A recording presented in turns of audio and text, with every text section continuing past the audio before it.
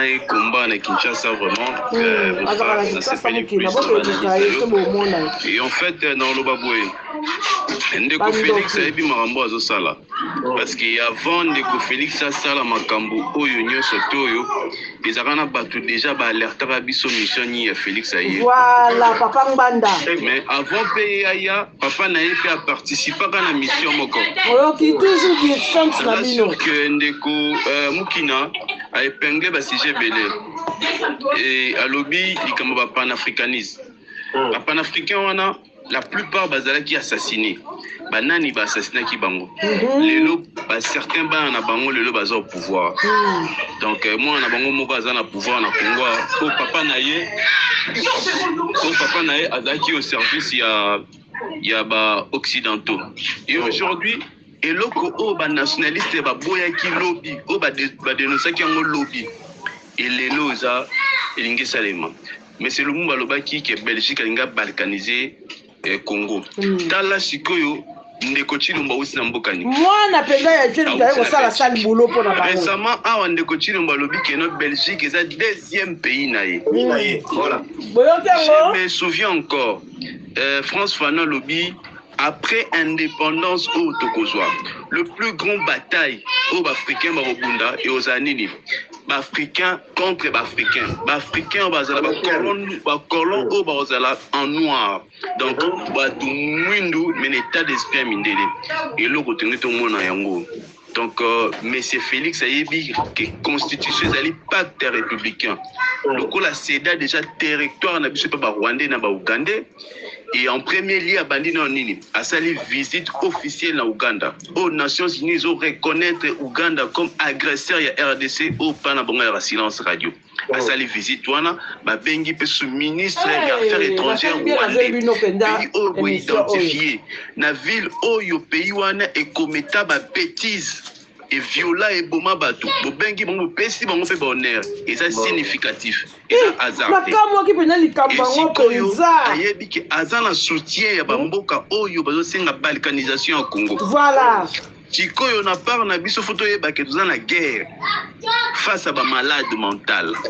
Bato mito esala malamu. Le roi ba vision, ba Poutine, ba Morning Star. Yebi makambo bazolo ba. Ba malade na mitou. Après. Donc ce qui to minimiser bataille tozana ngo tokotika na histoire tolobake tozaka ensemble na batukinga tozaka ensemble na batukinga ta lelo. Trop kende ko plus loin tozangi mabele babengani biso. Tout à fait. Parce que ceux qui totali même en Europe ba déjà monsieur Bell ça repris malade. Sur le Talipen Europe, étant mususu étranger nde ba ya ko diriger yango. Même na temps où il y a kala. Dans ma matière étatique, ils aura toujours na ba rapport de force. Ceux qui vous a faible, ba boto le ma belé wana. Oui. Donc sur ce Félix soyez maudit. Ndeko Félix azana mission alingi ya sala. Dans azoloba article 217 de la Constitution, et ça clair et net Ndeko Félix azana un problème où il y a classe. Si siko to éviter diplôme Félix azwa ki wapi université tanga ki wapi sur ce azo se mêler na ba telle bêtise. Koyoka kabuya koyoka Félix bane si ba jimo. Sans co-raisonner, sans nini donc, parce que nous avons bêtise pour notre intérêt na bango. Félix Alobi, article 217, ils ont cédé ma belle. La souveraineté, c'est quoi? Des communes qui n'ont épinglé en gros déjà de toutes pièces. Sur base, il y a abandon partiel, il y a souveraineté. Dès tout le monde a dit non, Moka Loko la Braza, bandemi Kolia France CFA. Pour Mbongo, ils ont revenu dans la souveraineté à battre. Voilà, et ce n'est pas la baronne de souveraineté. Donc, on est que ton demi qu'on cédé une partie à terre. Je peux États-Unis à l'ambassade. Déjà céda. Tu peux reconnaître l'ambassade ou un des alliés États moussous. Sur base de la souveraineté en matière de justice, ton demi. On a peut-être pas CPI. Sur base de ça, tout ça, abandon. Primo, ils ont un traité international. Ndeko Chilombo tellement outa to éviter place à outa aye na ba telle bêtise vraiment. Et en plus de cela, Ndeko Félix azo na éviter so azoyeba que ceux qui azali président lelo ezali pour la constitution wana. Ce que l'inga c'est la rupture automatiquement ben institution surtout il faut tomber. Parce que pendant temps il y a rupture wana, temps wana il y a transition wana. Donc si on passe de quoi aux à la président parce que ça reconnaît. Voilà. Il y a évité sur comprendre le parce que dans temps où on a d'être comme le jungle parce que surtout reconnaître comme un chef de l'État. Ce que chef de l'État selon il y a la constitution il y a ceux qui a changé constitution tant on ça la projet constitution il y a tika le président. Il y a tika le président le ministre Ndeka Bakoyi c'est la folie. C'est vraiment regrettable. Donc, na galvaniser bandeko toza na bataille moko ya suka soki to engani bato yote soki to telemeli kambo te to tikala na histoire. Merci beaucoup. Merci en tout cas Ndeko Cédric. Ndeko Cédric, on se donne rendez-vous après live. Comme ça tout ensemble là Ndeko Mukina, s'il te plaît. OK, merci beaucoup. Merci en tout cas, merci. Alors, Ndeko Nabiso nani qui défini. Papa Chris, Papa Chris, étant modérateur, tu peux intervenir anytime. Hein? Oui, donc, petit canon bandeko comme ça va s'exprimer de temps en temps, peut-être sur aussi autant d'articles comme ça sur la Constitution pour nous expliquer un peu. Pour démonter un peu mensonge au plan il y a troisième mandat hein, parce que ça n'est pas il y a troisième mandat troisième penalty papa arbitre soka sifflé penalty à liboso à lokuta il est qui il y a mis balé les qui a mis ça tout bakita en stade et baby ka match katana donc c'est on bandeko beau s'exprimer beau motiver bandeko les ali kamba troisième mandat ba manœuvre nyonso wana bazo sala wana et ça pour s'éterniser dans le pouvoir ndeko mukina oti ko expliquer biso awa ndeko pe Cédric likamboza wana Félix alinga s'accrocher na pouvoir pour na perpétrer en fait moni oligarchie mafieuse au bâti en place hein, parce que nous sommes dirigés par une mafia les lombo kawana et ça na maboko ya mafia. Je suis d'accord avec vous. Donc ce qui to télémité papa to komi ba sujet donc tout ça déjà assujetti ndenge toza wana ya wana bandeko vraiment beau s'exprimer beau la musa bandeko beau la musa bandeko il faut totelema donc la patrie ou la mort toi sur le choix. S'il faut payer au prix de notre sang on va le payer la sina lobaka ngo la révolution. Merci beaucoup papa Chris. Merci infiniment ndeko Delphi. Oui à vous la parole de Bonangai. Bonsoir, bienvenue. Dans la dit déjà, ndenge de quoi tu vas assister kuna likolo. On est sur YouTube. Alors ça la makam ndenge peut-être ndenge tout le monde a makam pour changer constitution. Ndenge qu'on a outi boluma. Assez abimisé le moko donc tout le monde sait que pour changer constitution ils ont directement la troisième mandat tato lobby tato possible explication nyonso ndenge de ko monter ko biso tout comprendre tout ça quand même bazo baté parce que comprendre tout ce qui se passe là motif bazo baté bana mama ko tu loba sikoya aki directement droit au but.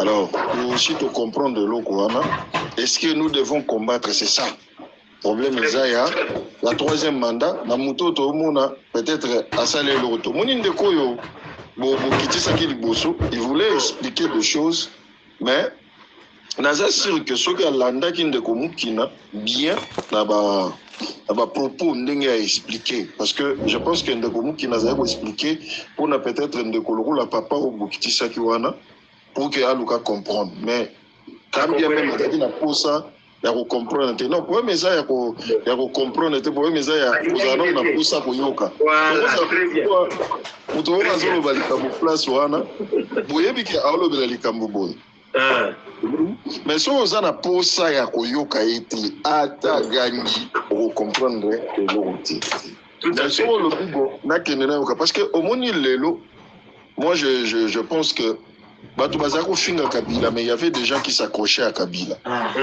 Donc, Moutonio Stoko Yukoya, Aroyo Zanga Mabena Malamute, mais ceux qui m'abbé et l'équipe, il faut ôter les mêmes.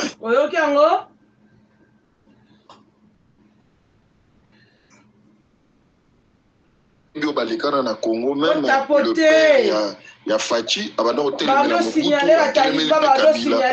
ce n'est que normal soki makambo ezo marché te batelemela pe Félix.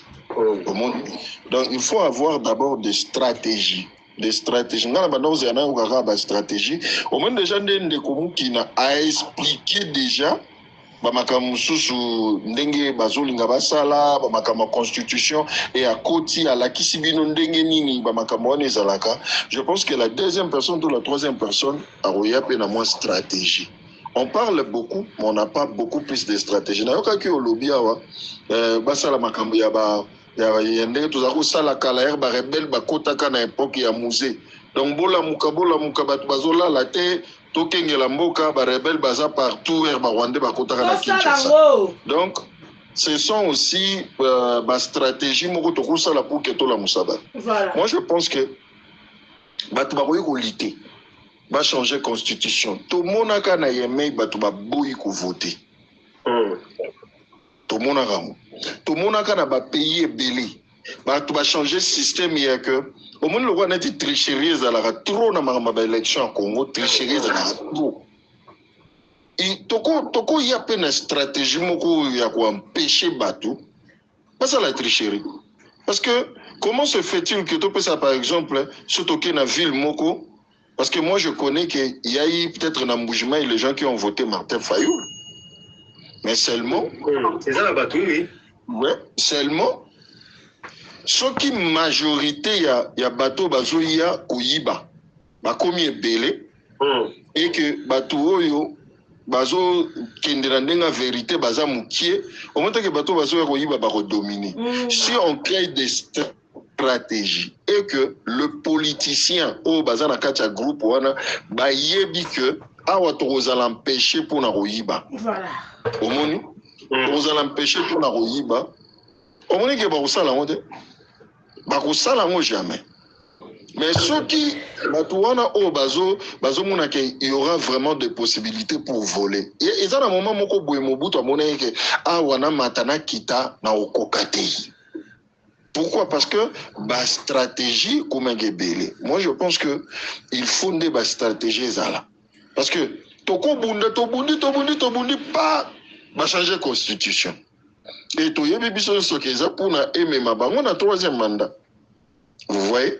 Et moi je pense que ceux qui va voter, tous la stratégie, ça clairement que par exemple le territoire ils ont 150 personnes. Sur 150 personnes, tu prouver que tous les 150 personnes vont voter Moutouboïti. Il y a un mouton dans le Gandé. Bon, ils ont bien, papa, mais. Non, on est là, pourquoi il y a une stratégie. Il y a Naza Kokende à Koloba, qu'il faut tout tika auto salim, mais il faut tout baki ça beaucoup plus. Nangi, Moutoum tout temps oisoya, après ça, moi, il y a bois qui m'a loco. Le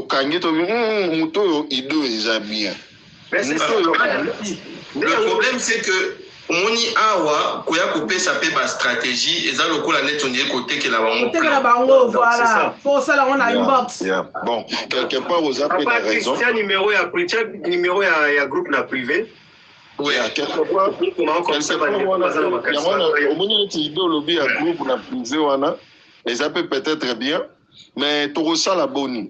Et ça quand babilo mususu tango bois qui peut boyer attention to tekel bango idée mais quand même tu arriver à resala quelque chose bilo papa nangai wande na zolo bana yo ndeko aza décidé moi ndenge za ona na ota ko expliquer on est débit donc en fait maramozolo bana loba qui on déjà la débit ndeko auti ko planter décor officiel il y a dictature à choisir environnement. Ils allaient à nos dettes, donc à Yébaki, pourquoi choisir environnement? Il y a Katanga. Et d'ailleurs, si vous voulez, rappelez-vous ces derniers temps, Azosala chasse aux sorciers. Azoland de la Penza, Azo pour chasser Katangé, officier. Tu vois? Donc, il a déjà planté les décors dès 2025 pour vivre une dictature Félix. Donc, il va en découdre dans Moutunion sur Osala et ombrage. Alors, d'où les Osenga Sikoyo, sursaut patriotique. il y a des vrais Congolais au bazar na makila ya Congo. Voilà. Congo batambola ka Congo bamelaka Congo batelema. Voilà, exactement. Ça vous la base de la foot et le bien fait là. Mardi récompenser. Franchement, ngai bon la ligne. Pour l'instant tout tient de côté ba indifférent na biso. Donc, ezalo kwa ndako zika. Alors biso nyonso to sangana pour koluka ko boma moto wana. Donc ndeko na biso to tikiye akozonga simate déjà c'est l'exhibition clairement. Alors d'où ils ont cinq absolument sangana. Donc dans la salle qui appelle la diaspora ini awa to tchai numéro moko to mal télé mais au pif ba to za yimingité mais le PO to kutanaki ici to arrêter ma stratégie to mettre déjà en place.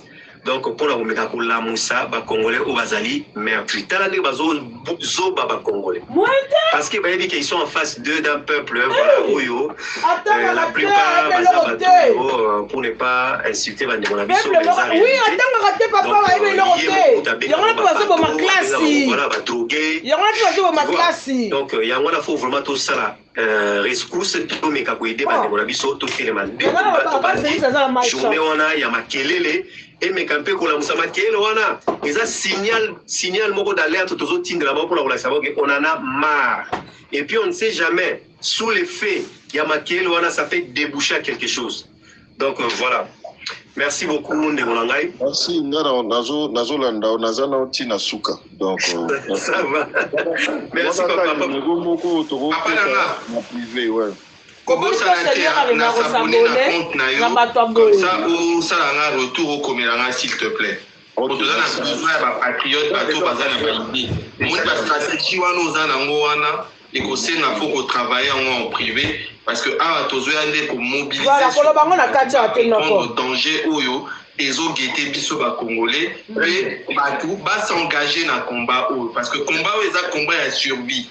Eza ya survie. Peut-être ndenge to soki to sali l'autre côté tozo vivre ba dernier instant ya mboka na biso. Voilà. Biso ne tozala ba congolais ya suka. Alors tozala ba congolais ya suka.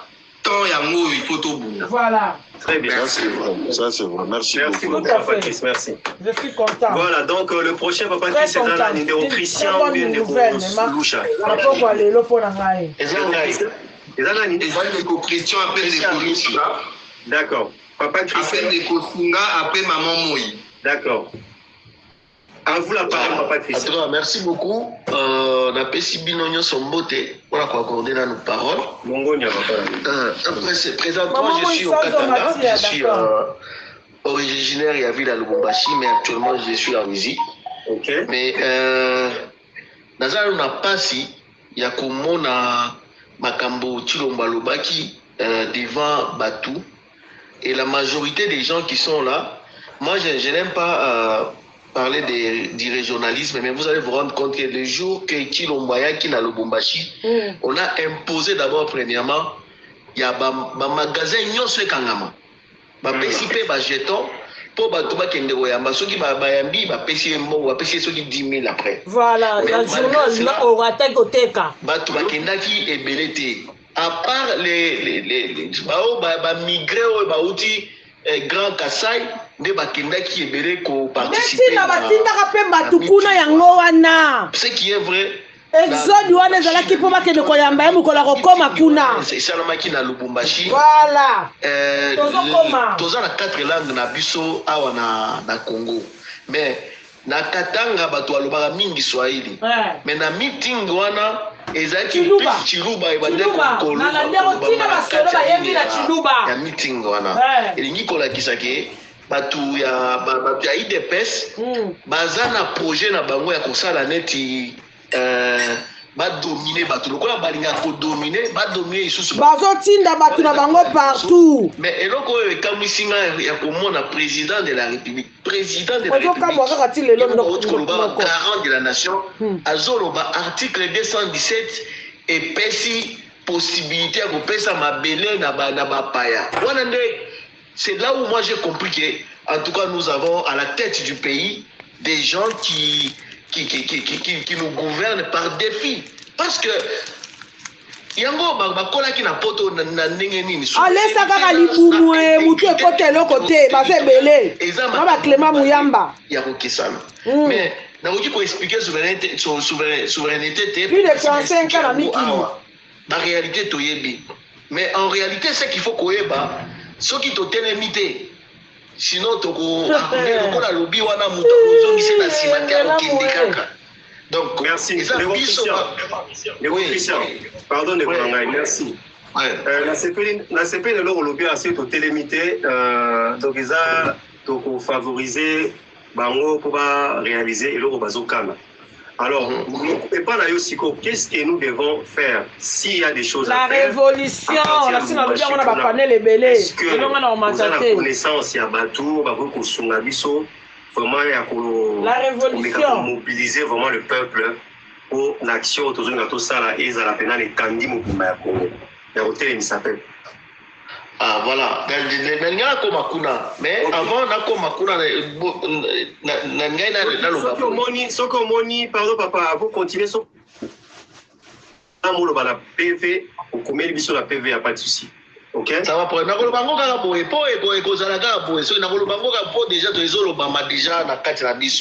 ne va pas parler de ça. Donc il n'y a pas de secret à cacher. Okay. Donc ça veut dire, nous ici, on s'est rendu compte que ce qui biso to lobité bango bazo kanisa kaka opposition ezalaka kaka ba leader ya politique habité peuple et moko pas comme une opposition na bango mais peuple so ka télé bango ba pesa mot d'ordre tu sais que là oyi ko pesa bango pesa bango ba opportunité bazui bala ba kangi minoko la bango mais ce qui biso peuple toza d'accord té voilà. Donc déjà on a le Kolwezi pour ça déjà on so mi benga opposition. Tous en rencontre, tous ça qui réunion la biso pour dénoncer officiellement le 18 décembre et cause à l'anniversaire de la constitution la biso.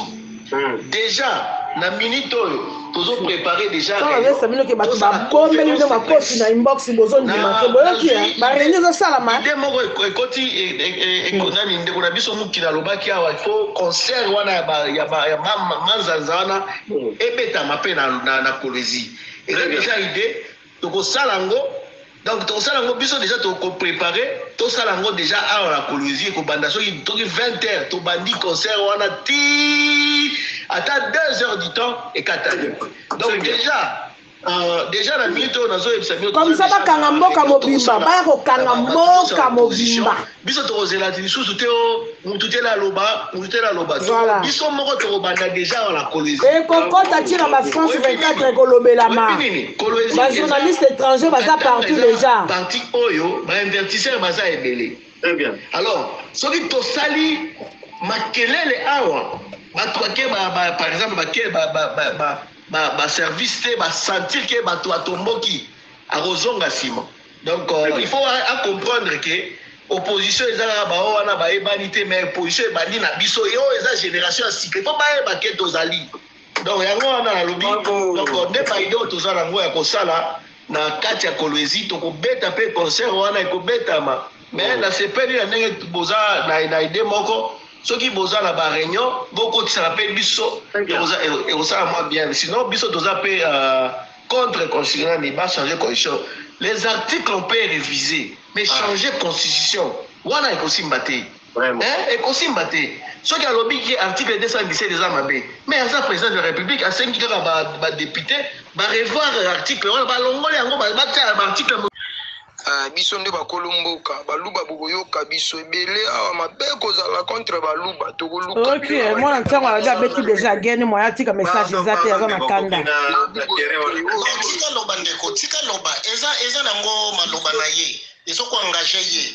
Tika lancer message. Biso na chango bona ba tika lancer message. bagene bele uti Équateur tokomela ngo nde tokobima bana prince ti kuna na baambasadi wana turu memba mindele mabe kozala papa Christian na akomelo bana privé na kotana na buko nde toza to bena mobondo to bena mobondo nde bena toza ba yike nyonso ba yoka bandinga na bimisa bonga nde mutu a train koto mabe kozala biso bana matina tokozala ana bana ngai ndeko felice lobi makambo merci ndeko Nzongo. Ok, la question comme ça, vous allez au commandant ko nani malamo quoi. Ah, vous ça l'échange na. Pas sur la papa Chris. Tiens pas sur la papa Chris maman. Merci. Papa Chris papa pour comme ça rejoindre biso na privé. Biso nyonso to se préparer pour l'année prochaine. Très bien. Maman Eli malwe pas là yo. Merci.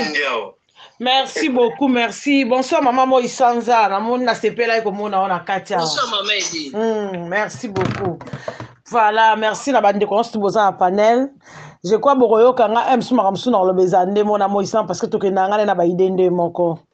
Très bien. Voilà. Donc ya liboso na nonde to loba kaka. Ngana loba ngo mingi. Obi leloko makambo lobi awa on dirait to zala kinga bino la télépathie.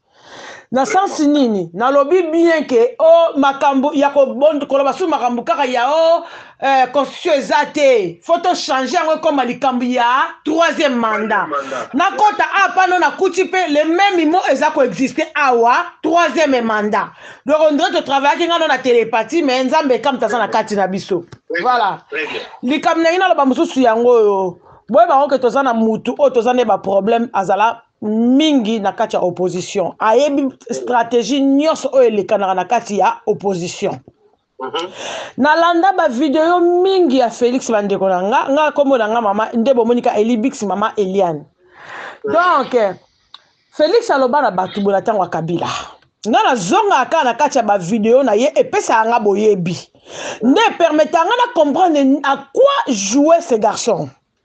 Maman Elina s'abonner hein. Merci beaucoup. On a placé na s'abonner que pas na bino noko. D'accord. Voilà. Allez.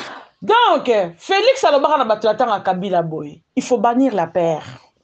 Alobaka soki botiki Kabila leka akonyata biso tozala batina susute na misu na ye. Yemoko les ma génieux soyo Kabila asalaka. Yango Félix peut azoya na yango. Félix a aimé bien que tozala rabatu ya somo. Encore une fois bandeko nanga faut bannir la paire. Et c'est on na motema na yoki awa bilenge ba koti hein ba lobby. Ozo senti que mama Congo eza su ya biso ka ba mpaka te hein. Na bana na biso ba komo kota mama mboka. Esengo yango wana. Très bien.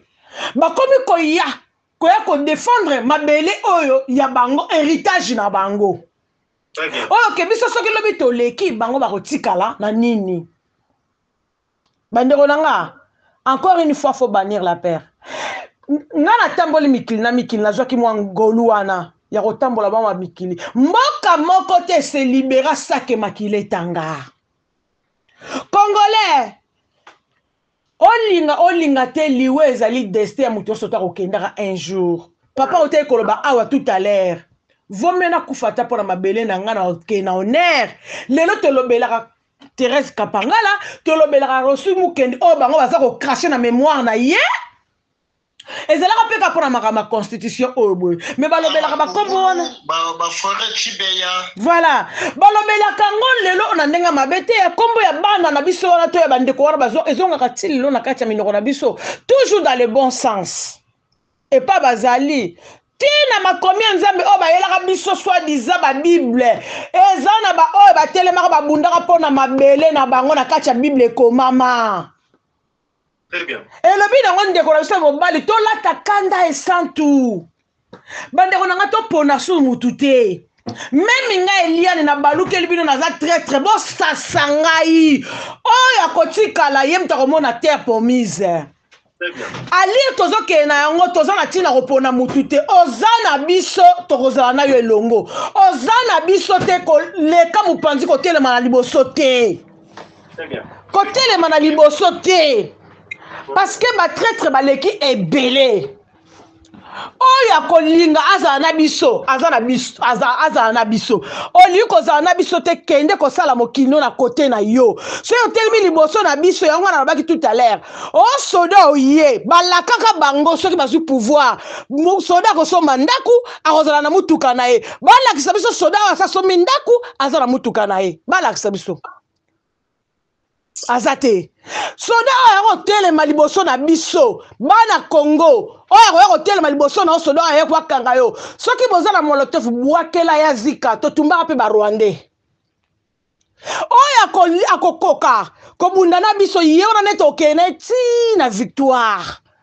oyo akobima traître tokolia ye tokoboma ye soki tokotikala 10 na Congo tobotaka deja lokola bangulu Congo ekotonda kaka bana mama Congo bakobotama kaka parce que Félix azoyeba bien ke bakongole bazalaka bapere yango nazoya kocontinue mais nga nalobaki bwe bandeko na nga Félix aza na malchance na moment oyo aye kozwa pouvoir peuple congolais afungoli miso na niveau moko boko imagine te tovandi na panel oyo awa boyoka bandeko nde baza kodécortiquer constitution mboka na biso. Est-ce qu'auparavant c'était comme ça? Ezalaki te yango no moni tozwaka ta mulai na bitumba mais ya lelo oyo boto kene musika te bandeko na nga tokene su musika te parce que peuple congolais nyso batikaka na pongia ba bébé alamuki na ye tolembi tobaye bamboka nyuso za ko avancer biso ka tozonga sima ti wapi Congo ezala royaume te ezali pe na benga nini kabe ya kamwenga te po bakomisa ngo lokola eloko moyo ya bango moko ekesimba te ekosimba te panza sango ya Congo koma tina ti peuple wana babetelaki maboko parce que yela bango toujours déjà bobo salango tele monsieur aza beau parler hein azaka beau parler hein mais ko parler na ye esuki ngai oyo natanga classe te na koma na nga na université te mais tango na yokaki ke o souveraineté nazaka pe na bana na bota pe bana na tunaki na bana ngai ba expliquer que maman ça n'a rien à voir et puis tango bazolo bake tu peux ou vous pouvez bandeko na nga eza français moko simple tango na tanga te nazo comprendre yango eza obligatoire te Félix Mabena ye asa kende ki libanda na biso amemaka biso déjà na EASA so bandenga ko rectifier te Félix okolia mayo moko omoni Congo eza lupango papa Etienne te je suis désolé tia contre la sama bela tikeli ko tikela bino mabele te lupango na ezaka ya erza imagete bo changer ba mikanda soki lobi bo konzi mususu ye bo to récupérer yango ezaka ya bino te. Je suis désolé. Ezalaka ya bino te. Toko récupérer yango to yebi ke bosi bo falsifier ki ba papier nango. Moi mutu nyonso ya ba série na biso oto yebi. Ti tozo ba beba na biso bazokola bazoyeba. Lupango wana ezalaka ya bino te saki lupango batu ya erza ezala lupango ya l'État. Lupango limete wana ezalaka ya Kasavubu. Pardon, s'il vous plaît, modérateur, bo mité mutu te. Merci papa. Merci. Ah bon fi ba lisu e bo li aloso na ndonge bino. Donc ndenge ndeko moko akotaki alobaki le peuple gagne toujours. Et si kamoko te yoka peuple a telemi bongo sikoyo boni boye ko toza combien bino boaka mukie. Nasi na lobaka ngo bien so moni mto soutenir Félix ça veut dire azali ko bénéficier nango d'une manière ou d'une autre. Peut-être yemero direct, peut-être azora mbongo utaka pa mutu kingandi boye yango na bakotela kana batina ba panel po ba ya ko défendre buzoba. Et para bango ba bila mino tosa obika tosa buzoba ndepo yobika. Soko tosi buzoba te okolia te na kati ya gouvernement na bango. Pona ngai encore une fois na koloba bien. Tant que tu as bango mango, ezaka mbango Félix était tous les bami konzuana classe politique nyo seza pourri. Ko tia bango surtout libanda. Bango nyo so baza libanda parce que la 4 mois muta malonga azate. To moni bien to ko découvrir que même ba bazaki na opposition pendant 37 ans ba lire na kati pouvoir en place. Bazalaka ko lia ko banana papa tina bana. Lelo to ko basu na bana ti mena ba koko. Est-ce que vous sentir douleur nga nazo yoka vraiment?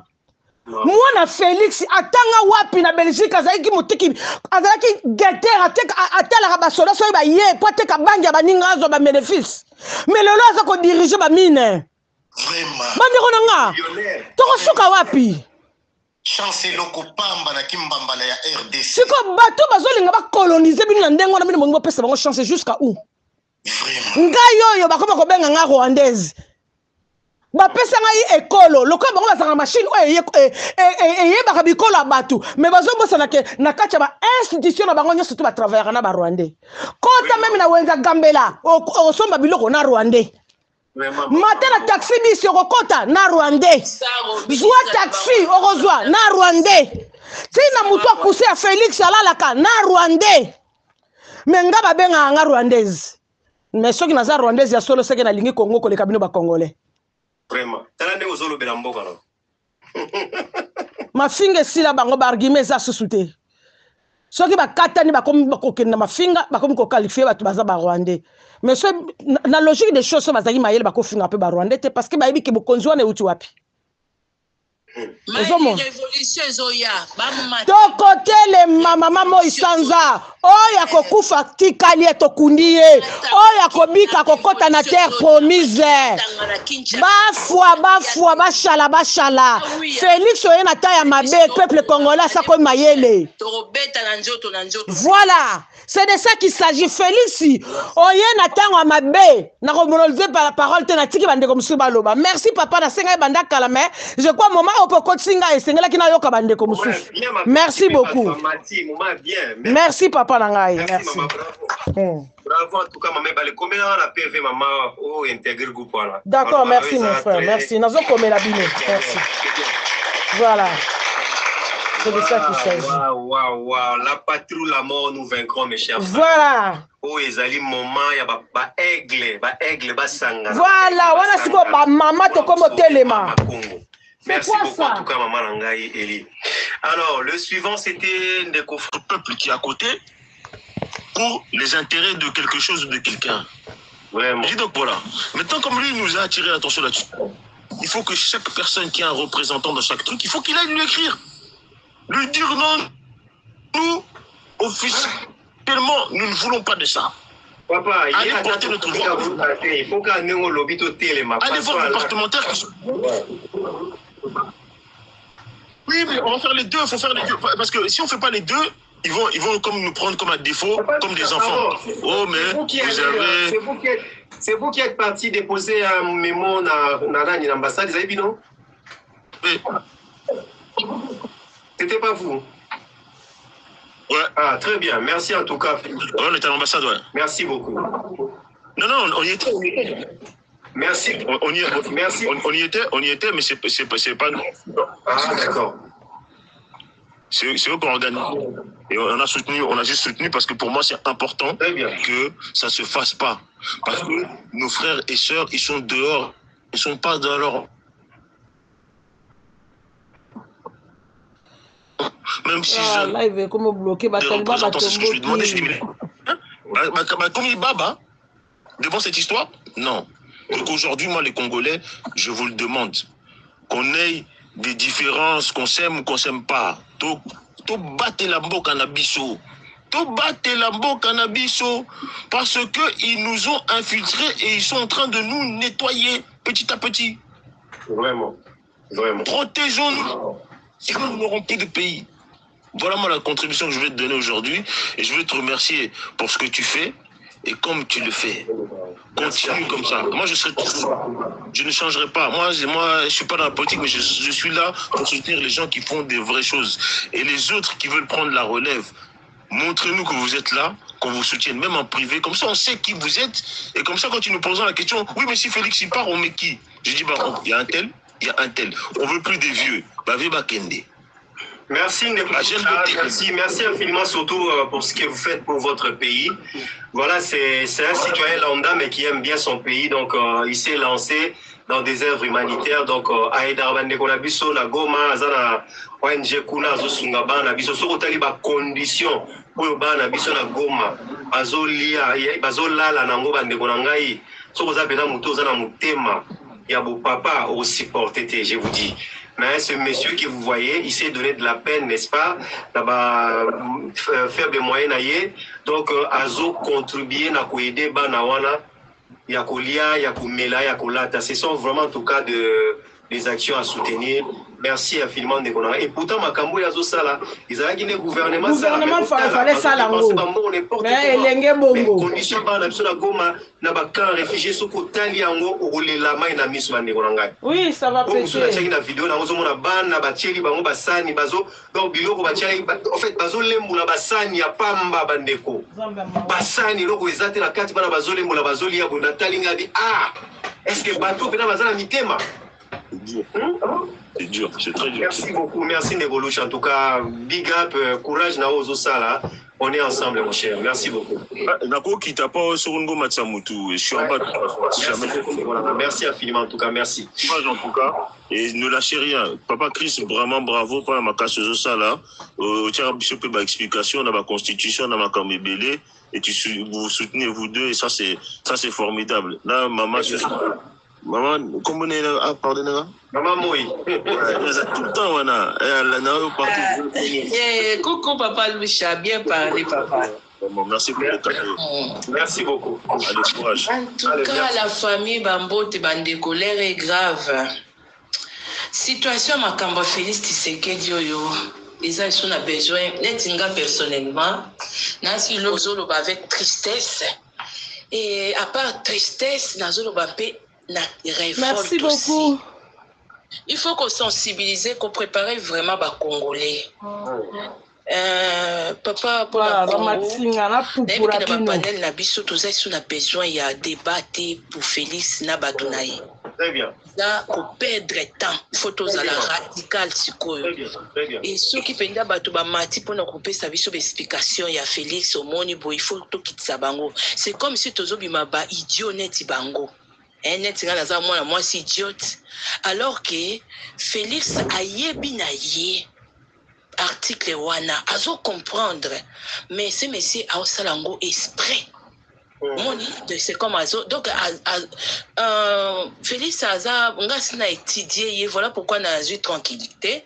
Donc c'est un monsieur oyo à part cause la égoïste aza mutu moko et azotala rien qu'intérêt na ye mais azotala na été que non makambo so na sali yango conséquence nango ezanini. Donc tokoya ko bandela te to bise et omoni priorité za na peuple alia nzele bonga même ce monsieur il est conscient omoni peut-être biso to omona ye kaka neti mutalibo mais tétété ayebi makambo ça. Maintenant, il faut préparer le peuple. Parce que quand on a fait la vidéo, peut-être l'année prochaine, peut-être ils avaient départ, on ne sait jamais. Parce que là, tous les lancer des défis. Parce qu'on doit préparer Kinshasa, doit préparer la province, et la patrouille ou la mort. Donc, on doit se préparer maintenant. Et puis, peut-être la libération un beau cannabiso et Simbami na maboka Félix. Donc, il faut pensato bunda. Peut-être yende mutu oyo eza peut-être na retirer peut-être yende mutu azali banga oyo surtout longoli yango après to mati to koti maman na terre promise. Donc ba congolais et loko nyonso za kana prix nde ba l'homme doit se battre. Voilà. Donc to komi siko na bakango parce que tokoya mboka moko te kangwa maseki makila ketanga parce que déjà avec un homme intelligent ako prêter jamais serment na constitution ya lobi selon Isaiah Bapaya ba piège ça. Donc si to bandila makambo wana c'est comme si tozo perdre temps, on doit s'organiser maintenant. Donc vraiment surtout ça ba dépense maintenant ba mbongo il faut banda vraiment ko bombama. Donc bitumba ba bazali banda ya mboka sur place, on doit se préparer. Très bien. Parce que donc au moni et bande ko na biso ozana kinelo na koye bisabino to bunda na biso mais to komi na suka. Donc to komi na suka. Maman Diego ou bien de Diego s'il vous plaît, comme la biso na privé franchement, tous a besoin d'un vrai patriote maintenant. To komi na suka, pona tokota terre promise. Boyebi suka ya likambo po bokoma na victoire bitumbezaka makasi. Na yebi ke makambo oyo ya Félix eza pe na ba congolais oyo peut-être boyo senga biso pardon après mais pona mabele si il s'agit de bêta na makofi entre biso ba congolais wana vraiment to bêta na makofi. Voilà. Année prochaine Félix à lobby il a assir biso pe to bongama comme ça to sauver mboka. Tous les biso na besoin de na ba panel et comme il la monotonie ya ko expliquer alors que y a un entourage na ye baza conscient. Ba yebi makambu ba osala. Donc biso so to bandi ko la constitution est empêché to tonga et empêché to futa peuple et empêché to kanga Nicolas Kazali et empêché te o tonga donc baza ba yebi makambu ba osala. Vous préparez peuple s'il vous plaît la famille. Vous préparez bande ko na biso partout na province. Bolongola ba congolais ko banga. Congo est la cœur d'Afrique. Et puis bato baza ba traître na RDC c'est des Congolais. Donc, vraiment, il faut tout affronter. Bolongo la peuple Kobanga, s'il vous plaît. Vous préparez bango la patrie ou la mort. Victoire Nyon Soto Ezalaka vraiment n'a pris. Donc, il a dit que tu peux perdre ba veilla congolais, ba veilla combattant, tu peux perdre bino, mais tu peux honorer bino. Ba oyo ba ko bunda sur place année prochaine pour na interdire constitution na que Félix Asimba ngote ba oyo boko bunda boye bake ba koko na biso boye bake place au Lumumba Zali arozala fier na bino. Il faut pas avoir peur. Donc vraiment il faut kaka vraiment prix ezala payer pour to réussir souveraineté na dignité na biso nyonso tout parce que nous avons bataba mafia ba anti-valeur bazana mboka na biso et ba étranger oyi azoya kotia na munoko yé moko d'abord azo représenter ba étranger to ko ke na ba média 14h wana eza eloko nga na sali constant parce que surtout matana ba panel tozolo baka kaka tala kutu ya votaki na non c'est monsieur faut kota na jenaye faut yebise que non faut to le yebise que na bino bato bo soutenir on n'a pas peur de vous. La patrie ou la mort. On doit préparer une partie. On va se battre avec vous. Merci. Maman. Le message est passé tellement limpide, Maman Nangaye, Moïsanza. Bandeko Nangaye, Boyo Kinenge, Maman Lobi. Donc, nous voulons. La maman a dit Moïsanza Boye. Baoyo, Bacha, Motema, na Bango, na Mboka, Bazali Kobunda, c'est vraiment une guerrière, la femme que vous voyez là. Donc elle est partout, surtout pour Mboka Nae, Azong Arasimate. Mes chers frères, à l'obé, le mot a dit très important, il faut tout braver la peur. Voilà, il y a un peu la et tanga pour la mutunyoso. Jour on a su tanga mai pour na yoto kufa. Je vais vous dire une chose. Mieux vaut la kufa nangai pour une intérêt général que na kufa pour la cause. Comment dirais-je na kufa pour la maladie, je sais pas moi bien pour bakanginga na mwasi ya mutu, je sais pas moi pour la yibaki ou bien na kufa na soni anzala, mutu ya kufi pour une bonne cause, je vous dis, même mabela bakoko ya mbarene sengo. Cette personne-là, comme on est a gravé dans la mémoire, les lots bateaux va couper na période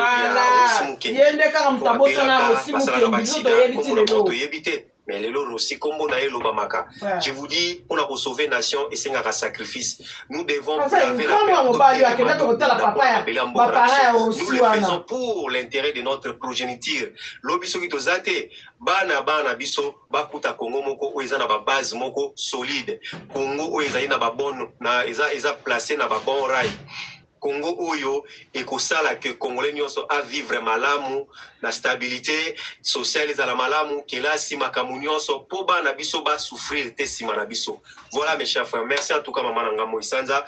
Yangona bandeko événement to bandi déjà to lancé pour lancer ba Congolais le 7 décembre à partir de 19h concert ya ba casserole Congo Mobimba Kinshasa Bandundu ba Congo Lubumbashi partout na Goma tozo beta makero pour la kolakisa bango que nous en avons ras-le-bol to lembi ba mesala kana pas cité passe na biso monité mais construction de moni priorité ya bongisa ya bo changer non les russes ba congolais ba telemi pour ba réclamer sikoyo vie chère tozo telema pour la vie chère to boyi botika construction pour ba nana ko lugana solution à vie chère. Voilà mes chers frères, merci beaucoup. Donc le 7 décembre partout à Kinshasa et puis on a Paris na Bandeko Europe, nyonso na Belgique, France, partout au coup na Château Rouge, toujours pour la voter les méla changement de constitution. Merci beaucoup à partir à 13h na Château Rouge. Alors, les suivants c'était Ndeko Nabiso Sunga, Mutfazo Maloba, après Ndeko Nzoko, Après les Kozongo. Depuis na Kibena Bozo Sotenga la l'époque. Les Bangoza. Ah. Vraiment. Donc, il y a un peu de biso colère. Tout le monde m'a et ça vraiment la tinate. Merci beaucoup. Merci en tout cas de Kolanga Christian, ça fait plaisir ya koyo kayo. C'est ça ce que nous voulons, ba Congolais nyo soto la muka. Parce que ceux qui sont tikali silencieux, ane kotokozala complice ya malheur na biso. Les abongo papa. Parce que constitution mboka na biso na article 64 ezo senga Congolais nyoso. Atelema. Ça la devoir. Donc tant ba bi ça devoir, a les devoirs de faire échec la nyoso azo na pouvoir. Pouvoir na makasi. Pe oyazali ko exercer en contre Nibeko Yamboka contre la Constitution. Nous sommes dans l'article là, M. Félix a lié en soutien. Responsable, Ndapé Naza responsable. Alors, on a la boyi, Naza responsable, il y a malheur, il y a Bandekolanga Congolais.